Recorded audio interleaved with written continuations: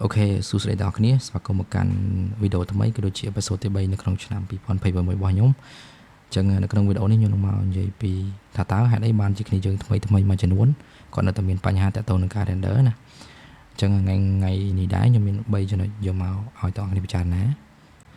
ចំណុចទី1តាក់ទងនឹង workflow ចឹង workflow កន្លែងនេះខ្ញុំសូមលើកយកមកតែ3ចំណុចទេតាក់ទងជាមួយនឹង test render តាក់ទងជាមួយនឹងការ select setting របស់ភ្លើងហើយនិង material អញ្ចឹង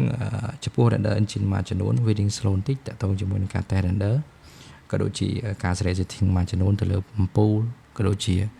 material ណាបើធៀបជាមួយនឹង define ដែលយើងអាចមើលរូបភាព render បានភ្លាមនៅក្នុងកម្មវិធីព្រោះដោយសារតែវាជាប្រភេទ ray tracing ហើយមួយវិញទៀតតាក់ទងជាមួយនឹងភ្លើងក៏ដូចជាការហើយក៏ដូចជា material គឺតើអ្នកគ្នាអាចប្រើប្រាស់របស់ដែលមានស្រាប់នៅក្នុងកម្មវិធី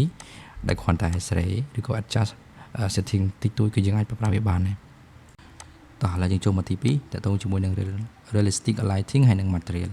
អញ្ចឹងចំពោះ lighting គឺយើងអាច import ពី SketchUp មកប្រើក៏បានតែបើចំពោះខ្ញុំគឺខ្ញុំប្រើរបស់ដែលមានស្រាប់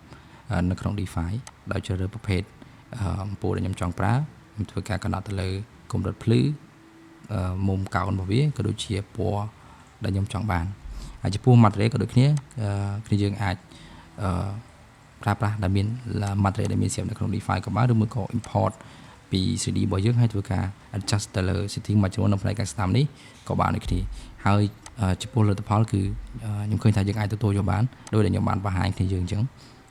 អូខេតោះឥឡូវចំណុចទី3តទៅជាមួយនឹង fast revise អញ្ចឹងកន្លែងនេះខ្ញុំគាត់ថាវារៀង out of topic បន្តិចប៉ុន្តែខ្ញុំគាត់ថាវាសំខាន់សម្រាប់គ្នាយើងដែលទៅចាប់ដើមដំបូងណាគាត់ធ្វើការ test render ហើយ test render ទៀតហើយចង់បានលឿន